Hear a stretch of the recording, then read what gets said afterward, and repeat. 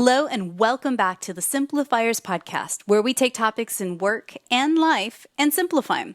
And friends, we're going to be focused a little bit more on the life side. And I've said it once, I'll say it a million times. When the life side's a little bit of a hot mess express, the answer, of course, is that it affects the other side, the work life, the 9 to 5 and the career that you've created for yourself. So in that, equally, we must spend time in both sides and simplify.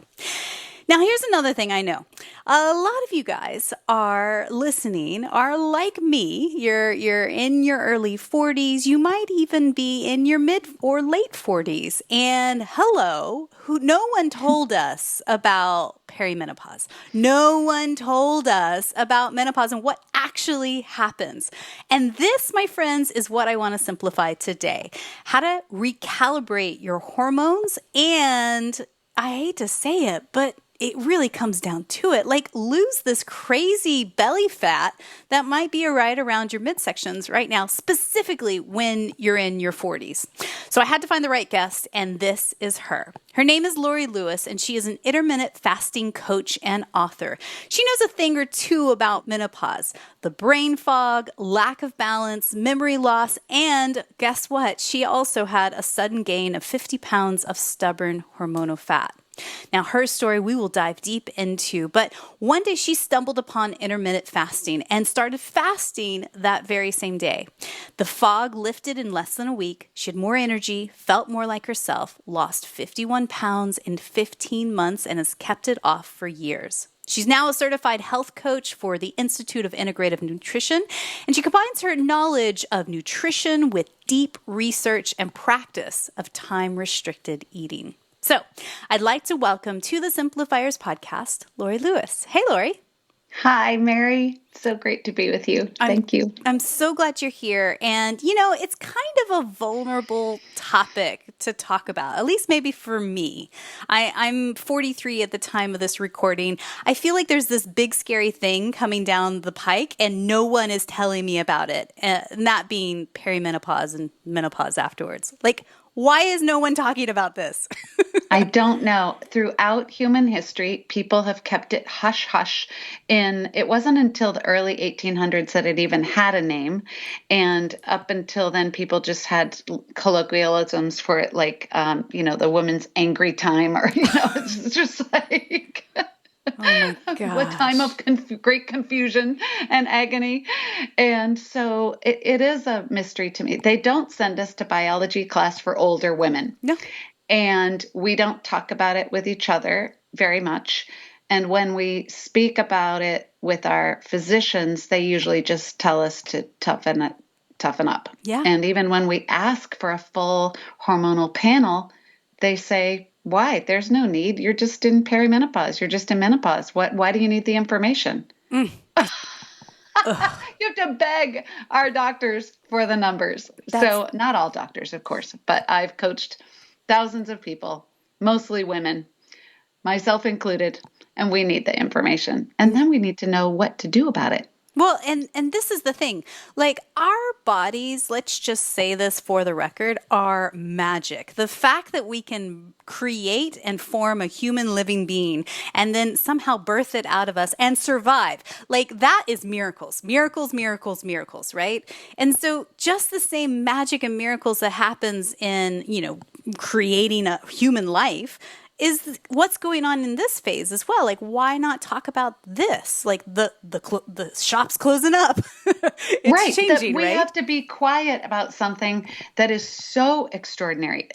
I'm really approaching this as the second half of my life. Like, up until 50, I got 50 more. Why not? Yeah. And we deserve a crown, a gold medal, a shining fireworks display for what this transition time can mean to us physically, emotionally, cognitively, spiritually. Mm-hmm. And let's do it together. Let's talk about it. Let's not whisper the word menopause. That makes no sense to me. Yeah. It's like, why are we whispering menopause? Like, it's shameful or embarrassing, or men shouldn't hear about it. Every man I know has women in his life, whether it's their mother or their sister or their boss or their neighbor or their friend or their spouse. And I would think everybody would be interested in knowing experiencing what we're experiencing, especially our doctors. Yeah, So, it's crazy. And yeah. if you don't mind, I'd like to read a little bit from your recent workbook. This is on page number 9. You say this: nothing worked to turn it around. And needless to say, I was determined. I used all of my nutrition training and old weight loss tricks, from running to juice fasts, from low carb programs to eliminating food that sparked a hormonal response. Little did I know, all foods elicit hormonal responses, and all my old tricks were not going to work. I had a lot to learn. People in my life were baffled. How could you gain so much weight? You're the healthiest person I know. I reached a point of utter hopelessness. Despondent is just about the right description. And on the onset of a long visit home to my mother, she lovingly encouraged that we use this time to turn the weight around. Ugh, God, that just Ouch. hurt my heart when I read that. I know. Why do you think she said that? Well, she passed this year, but I have the most amazing mom. And you can tell the second part of the story is her listening, her Yeah. prayers, and her Yeah. support. But she is a good, caring mom, and she could see that I was suffering. And in her world, she was just like, let's just tighten up your eating. Let's just get you out running some more. And I'm like, those words, what my mom used to always say too when I would come home. And we can't stand hearing these things from our moms. Yeah. Mom-daughter relationships can be complicated. But she would always comment on my hair. She would say, "Can we talk about your hair?" I'm like, "No, we can't talk about my hair." Yes. No. Yeah. But then for her to say, let's just use this time to turn the weight around was really tough, because it implied to my daughter ears that I hadn't been trying. Yeah. So I wailed and cried like a 5-year-old having a tantrum. And I just listed everything that I'd tried for 4.5 years and how awful I felt, and nothing was working. And it wasn't that easy. And I just about given up, like, maybe it's true that it does get all downhill from here. Like, I'm supposed to just resign to it gets foggier, heavier, more confusion, like worse forever, more medication Yeah. forever. I No. no. Hard no. Right. Now, there is an assumption, which is icky, that women of a certain age who do gain weight have kind of let themselves go, which made it compounded the suffering, because I Yeah. was like, I didn't, air quotes, let myself go. Like, you know, Mm-hmm. it just happened to me. Yeah. And when it happens, it is indescribable. It's like being taken over by an alien or something, and you feel like not like yourself. It's disorienting. And for sure, this doesn't happen to this degree to every woman. Yeah. So there isn't some set pattern. There's a list, but then certain things happen to different people and in different times. Like in perimenopause, it took my brother saying to me, because there was a long period where I just had a hard time getting out of bed, Mm. and my covers over the head, and he said, isn't, like, I wasn't returning people's calls, and I wasn't myself. Yeah. And he said, isn't depression part of menopause? And I was like, I don't know. How Yeah. do you know that? Yeah. Yeah. So let's talk about some of those early warning signs that you might be moving into perimenopausal, which of course is the beginning part, right? To menopause, which is like the fabulous part 2. So talk to me some of the symptoms people might experience.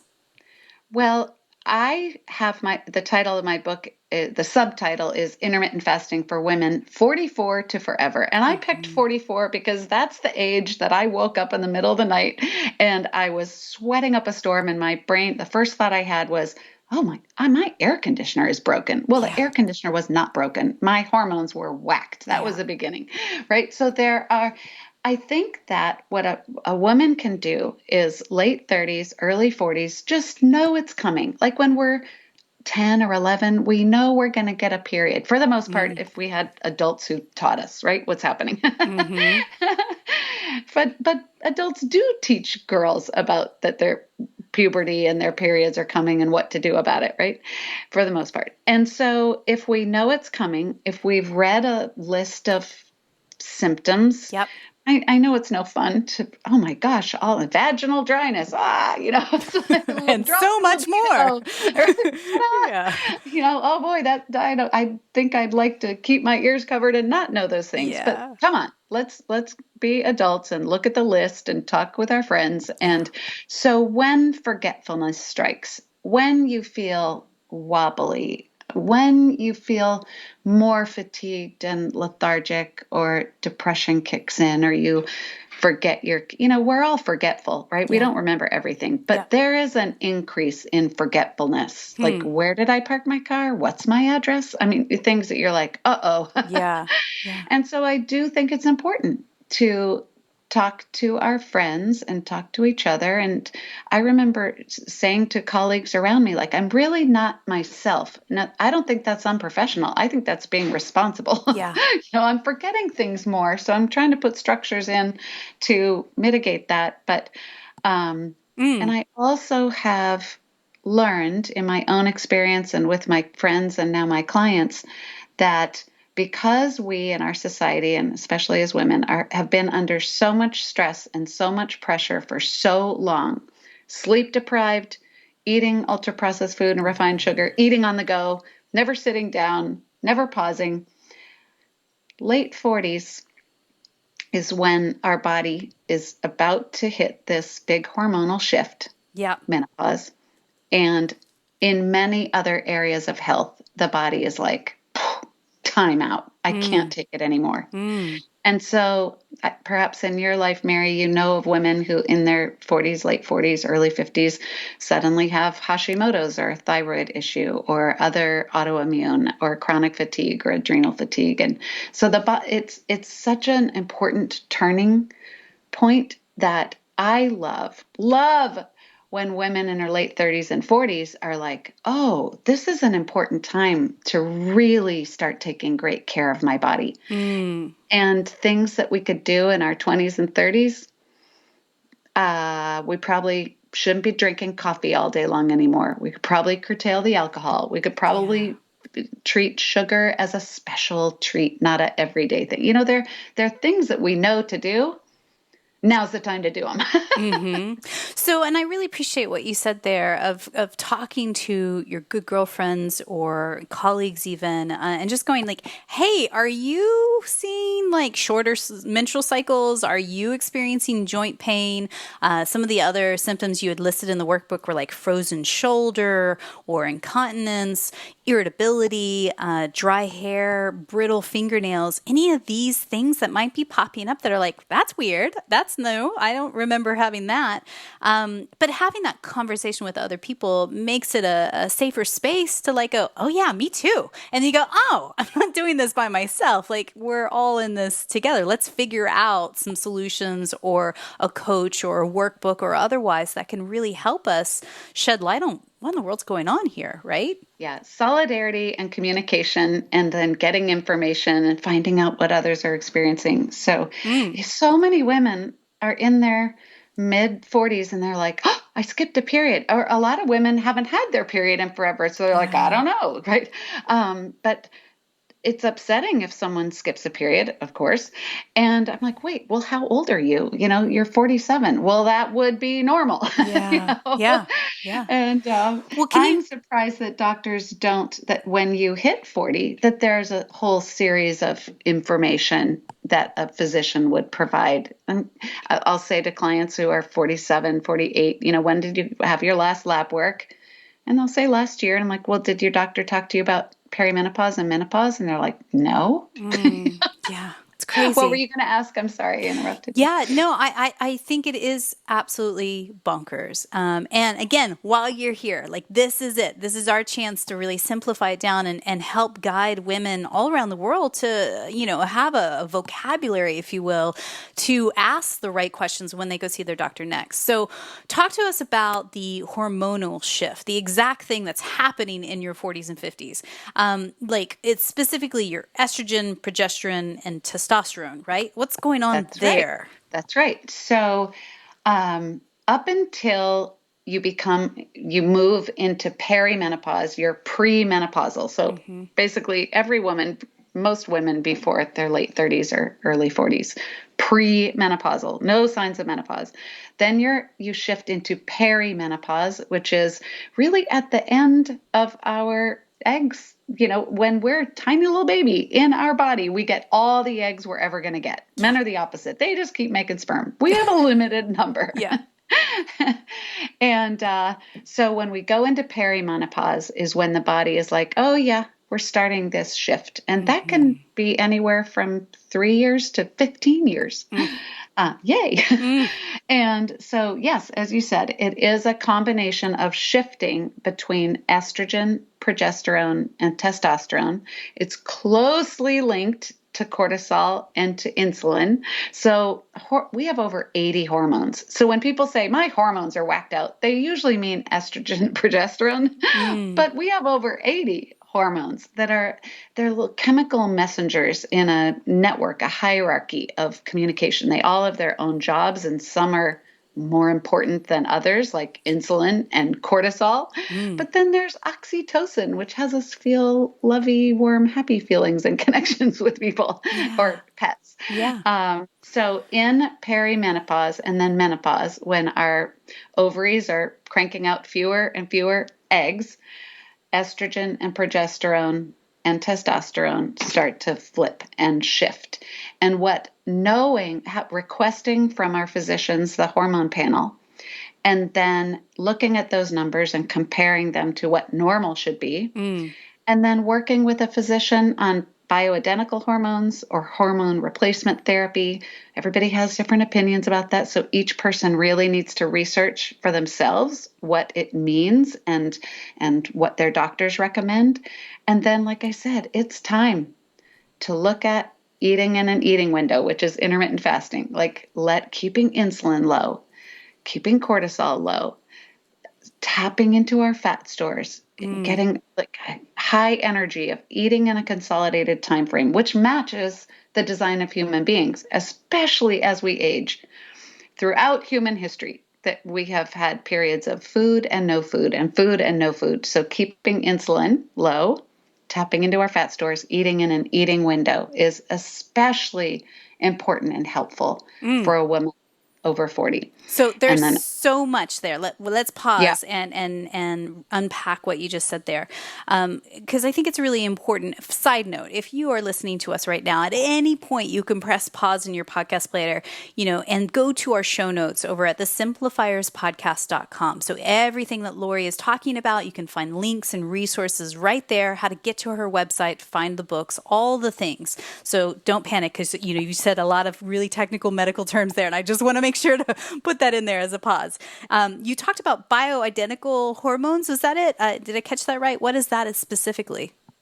they are compounded hormones that are made in a lab. And depending on the country you're from, people in the UK tend to prefer hormone replacement therapy. People in the US it's controversial and it's confusing. Yep. And so again, this is something to talk to your doctor, to do a lot of research and talk to your friends. Okay. And there are creams and there are pellets and there's so many different ways to take hormones. And the regulations are different from country to country, and the preferences seem to be different from country to country. The quality is different from country to country. But I am bottom line is to stabilize things, right? Like to take hormone correct. therapy is to stabilize what's going on with these symptoms, correct? Yes. One of the concerns I have is when people are recommending hormonal creams without even having their hormone levels tested. So if someone's like, oh, take this progesterone cream, it's working for me. Well, why would I rub hormone cream on my body if I don't need progesterone? Yeah. So you want to demand, just a tip, if you request from your physician to have certain lab work done and they refuse, or they say why, and you answer it and they refuse, you should say, okay, would you please put that in my file that I asked for that and you refused? Interesting. And then go somewhere else. Go to Everlywell or go to some of these online, get the tests. But be sure to ask your doctor. So then you get the results back. And so I was saying that I'm concerned that people are just taking hormones without knowing what their levels actually are. It's very delicate. And that's why I think that food and movement and sleep and fasting, and I call it reflection time, whether it's prayer or meditation or journaling or walking in nature, all of these things are so important right now, especially now at this pivotal time in a woman's life, to take really good care of ourselves.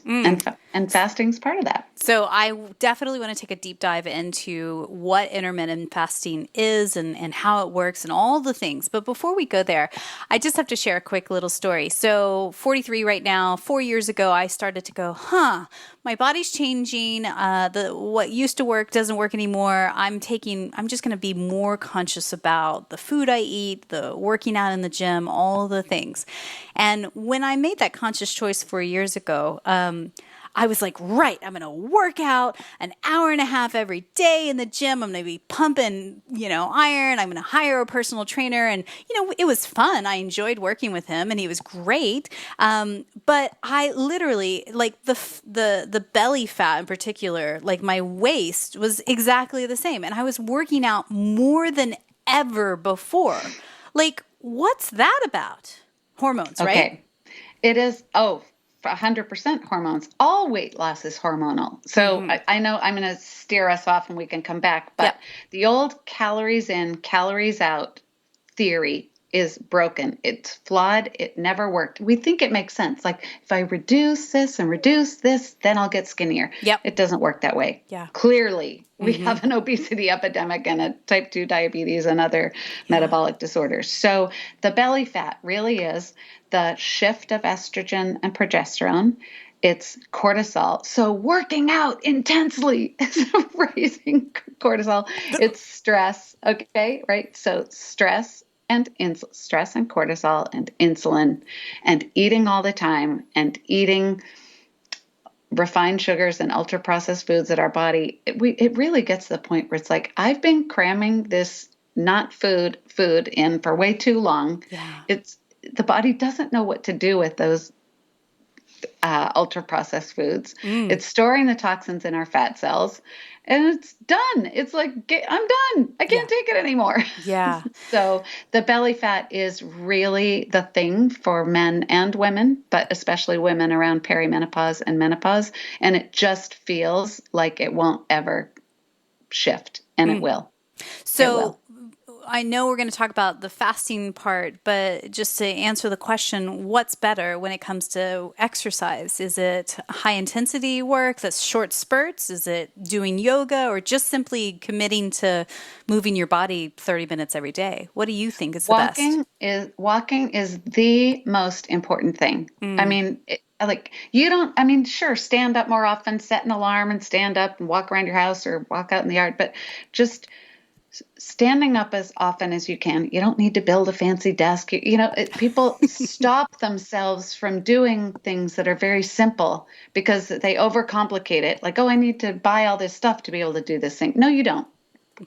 Start walking. Okay. I have clients who have been taking their blood sugar after eating, and when you take a walk, your blood sugar comes down. It's truly just walk. Okay. Yeah. Then the next thing would be a gentle stretching like yoga, hit exercises like bursts. Like you don't need to work out for an hour and a half. Just pick up heavy things and do bursts of energy.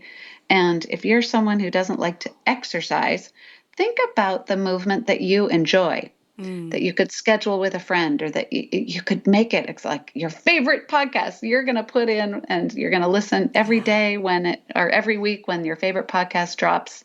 You're going to walk for 45 minutes and listen to it. Like walking. I love it. Great. Okay. So let's talk about intermittent fasting. What is it and why might it be the right solution for those looking to recalibrate their hormones? So what it is eating in a pattern of time.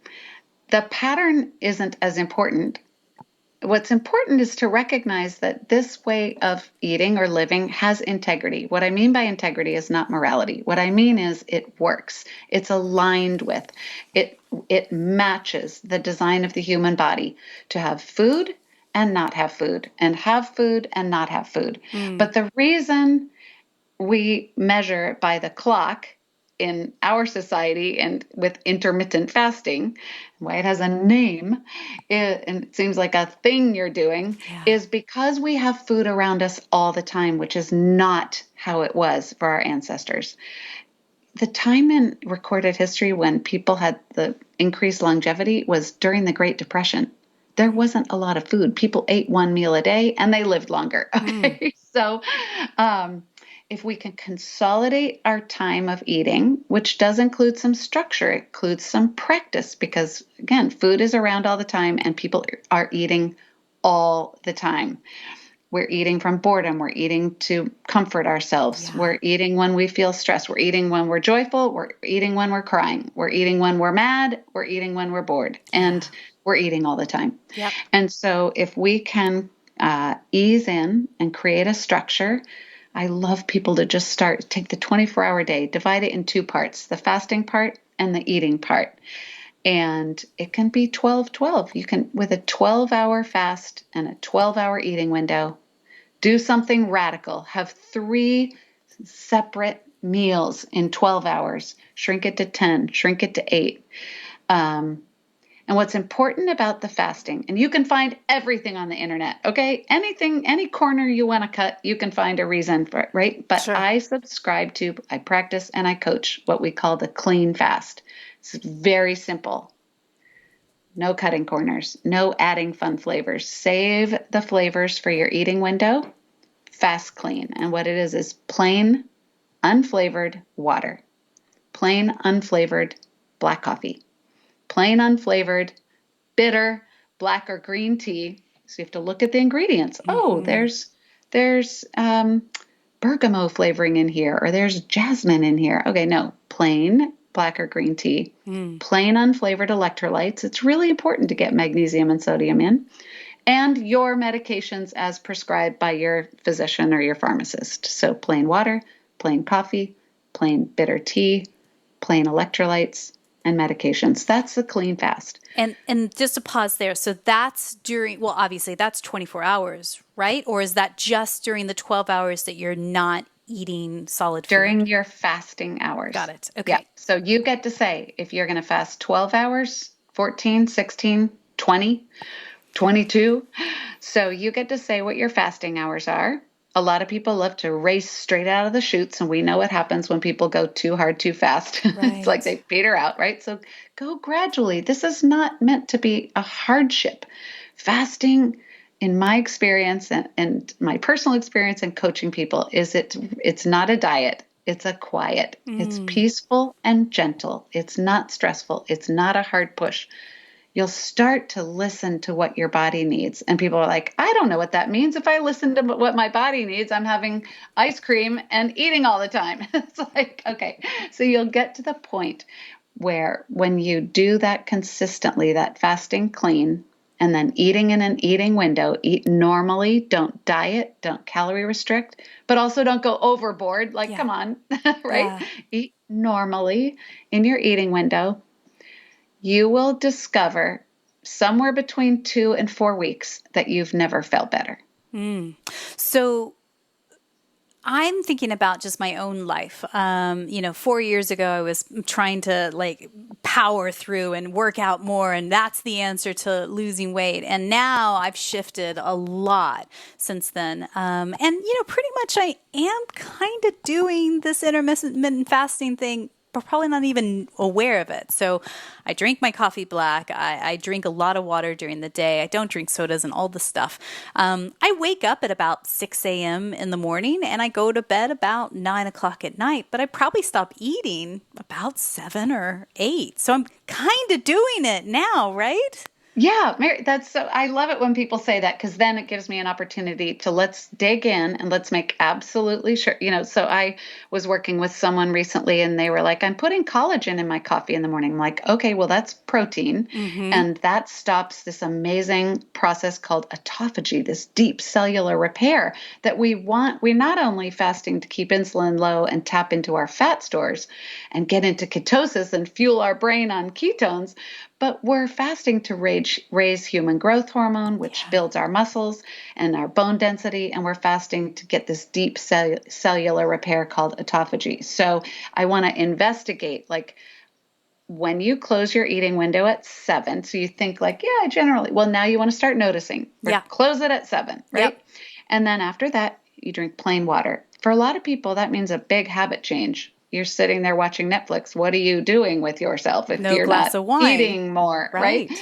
So again, people are like, well, I would rather have my eating window be later and enjoy that glass of wine late. Great. It's totally customized for you. There isn't one best right time, and it'll probably change over time. Yeah. But for you, you close that eating window at 7. You go to bed at 9. Congratulations, by the way. That's so good for you. So good for you that you go to bed early like that. Oh, it will help you in the future for sure. Yeah. So then you wake up in the morning around 6 and drink plain water, drink black coffee. Don't put anything in your water. And when do you eat first? For me, probably about 7 or so. Yeah. Yeah, really good. So that's 12 hours. Yeah. Maybe tomorrow you'll eat at 8. Well, and I think that's it. Like, I think we used to overcomplicate, like, oh God, you hear the word fast and you go, oh, I'm going to be starving, and it's going to be this terrible word. Deprivation. We need to think of another one. Yeah, like all of the things. But then when you actually look at your normal schedule now, like press pause on your podcast player right now and actually think about it. Like, oh, actually, I'm kind of already there because I'm sleeping through the majority of the fast itself, right? Yes, you're sleeping for a big chunk of it.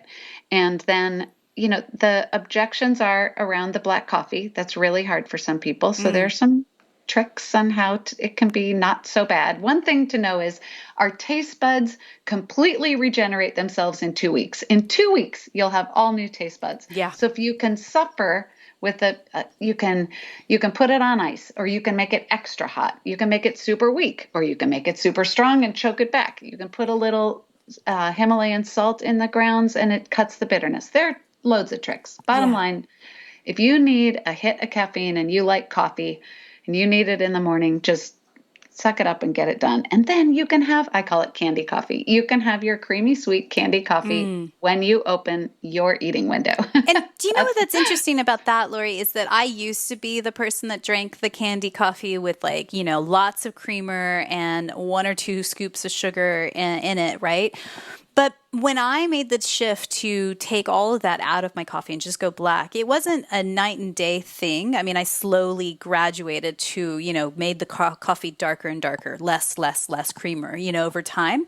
But then, as you say, like my taste buds totally changed. So I have no craving towards the sweet, coffees at all, because it just tastes just chemically. That's the best way to put it. Like, it tastes chemically to me now, where actually I am so excited when the first cup of coffee comes around. Like, I'm just like, this is it. This is the flavor I want. So maybe that's encouraging to anyone that's listening to us. Like, you think you need the double, triple, frappa, whatever.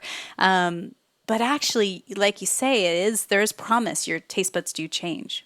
Well, intermittent fasting helps your budget too, because we are addicted to that creamer. And if you can overcome it, it is very chemically. Yeah. And, to go into your favorite coffee shop and just order a black coffee, it sure costs a lot less than the fancy things. Yeah. And so you can move that eating window, just inch it a little later. And of course, people are like, well, I work out in the morning, or I, get to work and I have to be a high performer very quick, straight out of the chutes. I can't be dragging at work. Right. And within a few weeks, people realize they have more energy, they're clearer, they're brighter, they're sharper, more focused, more productive. And just ease into your workouts. Make sure you have those electrolytes. Have a little snack with you just in case. If you feel really awful, you should eat. You didn't fail. You ate. You took care of yourself. Tomorrow's a new day. So whenever you eat, people are like, I went off the rails, or I had a bad day. No, you didn't. You just had a longer eating window today. Absolutely.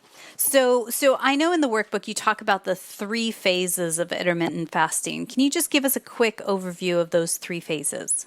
Yes. So in my book, it's a workbook, and it's broken up in a few parts. So the first is fast foundation. So in the Mm-hmm. beginning, we're laying the foundation, the physiological information that you need to know, like why it's important, how to deal with naysayers. People will Yeah. say, "Well, doesn't that ruin your metabolism?" Or "That doesn't sound safe." It's like, Yeah. well, all human beings have done this throughout all time. Of course, it's safe. Even up until the 70s, we really only ate 3 meals a day. Up until, I call it, the snack generation started in the Mm. 1980s, where we were told to eat snacks all the time.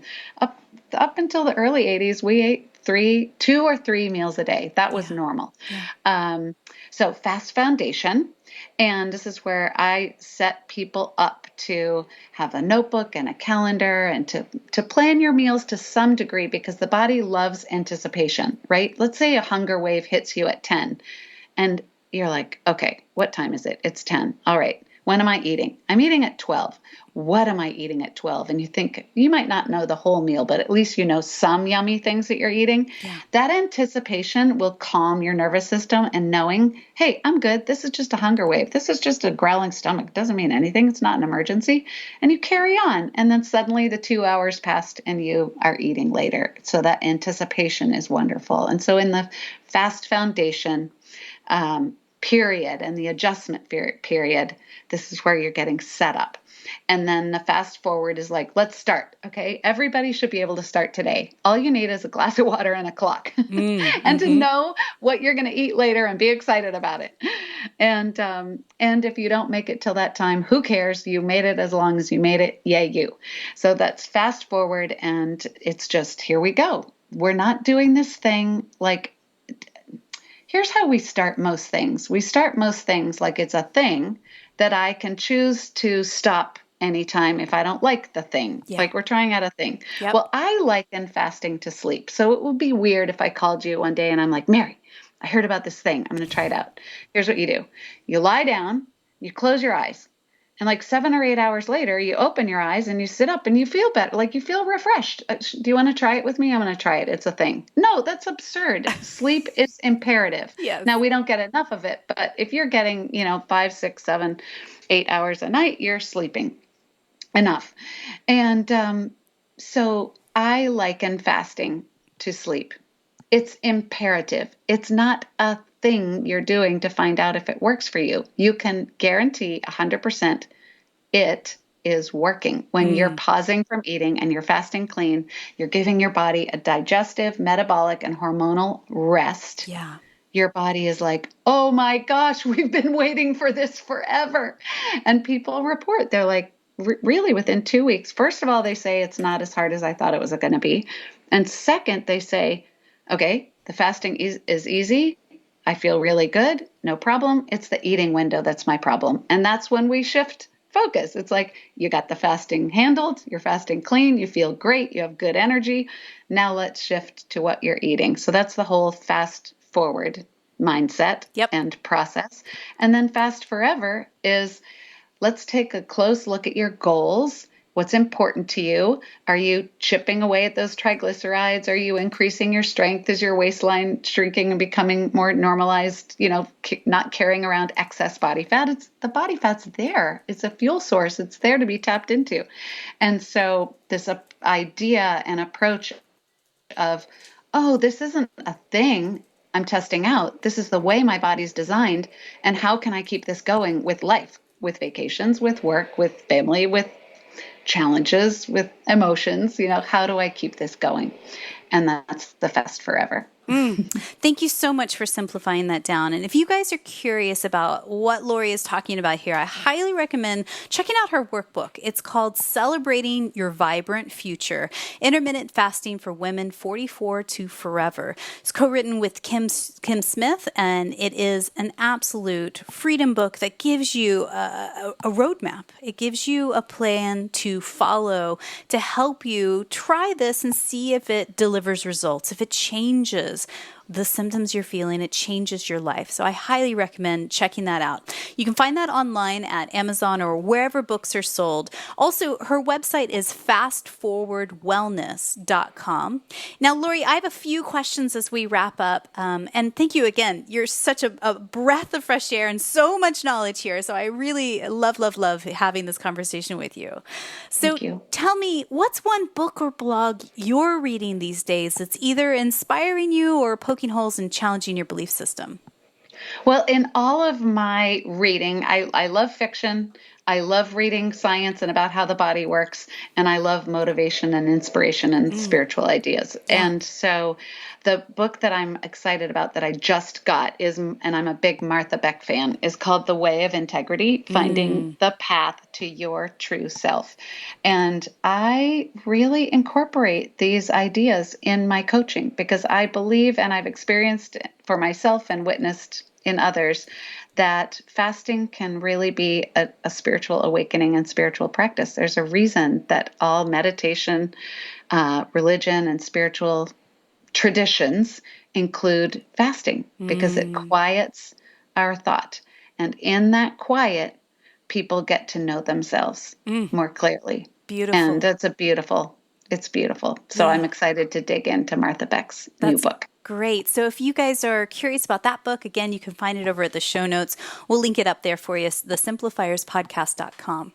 So tell me, who's one person in your network, somebody that you know personally, you just feel is up to brilliant things? We could shine a spotlight on them, and who knows, maybe one day we'll have them on the podcast. Oh, okay. So my close friend and client, Misha Rubin, he now has started up his own coaching and programs. It's called the Deep Leap. And he has created and designed, in this quiet of COVID. Well, he has 3 kids, so I don't know how quiet it was. But this shift of COVID time, when our time out, where he's created this methodology to have people who are successful and mid-career who are like, this is not satisfying. This is not my calling. This is not doing it for me. Have this transformational program to discover a self-discovery of what is possible now. And it's so inspiring. I love it. Well, we will link Misha up in the show notes as well. If you guys are curious about what he's up to, you can click over there and check it out. So you can also find in the show notes Laurie's social media handles and all things, but I really encourage you to go over to her website. Again, that website is fastforwardwellness.com, and you can actually download a free checklist on how to actually begin intermittent fasting. So you don't have to figure this out all on your own. Just go to the website, click and download the checklist, and you are well on your way to learning and simplifying. And I think that's it. The bottom line is that intermittent fasting, it sounds, and I'm already kind of doing it and I didn't even know, but it's truly about simplifying your life, your routine, your grocery list, your everything, right? 100%. There are 2 parts to every day, the fasting part and the eating part. Yeah. Keep it simple. Don't overcomplicate it. Eat and fast. And the fasting doesn't feel like a deprivation. Yeah. It feels like a really nurturing time where we're brighter and sharper and feel like we're flourishing. So I believe gratitude and simplicity go hand in hand. Tell me, what's one thing you're grateful for today? Oh my gosh, my heart is always so full with gratitude. What am I grateful for today? I started a new group program today. So I teach live on Zoom, and I'm really grateful for the courage and the courage that people have and the trust that they've given me. Yes. And I don't take that lightly. It fills me up. Yeah. I love it. Fastforwardwellness.com is the website. My last question for you today is this. Someone somewhere is listening to us right now, and she has experienced a good chunk of all those symptoms that we talked about at the beginning. She is in a bliss of like, what is this? And really on the cusp of understanding what's happening, the changes in her body. What's one thing you could whisper into her ear right now just to encourage her in this moment? So the first sentence in my book is, this book is a hug. So this conversation is a hug. You are not alone. I know it sounds too good to be true. Like, really? I just eat in an eating window and I'll feel better? It sounds too good to be true because it is what we should be doing for ourselves. So Yeah. this is a gift. Eat in an eating window. I got you. You're going to be okay. Laurie, big love to you. Thank you so much. Thank you, Mary.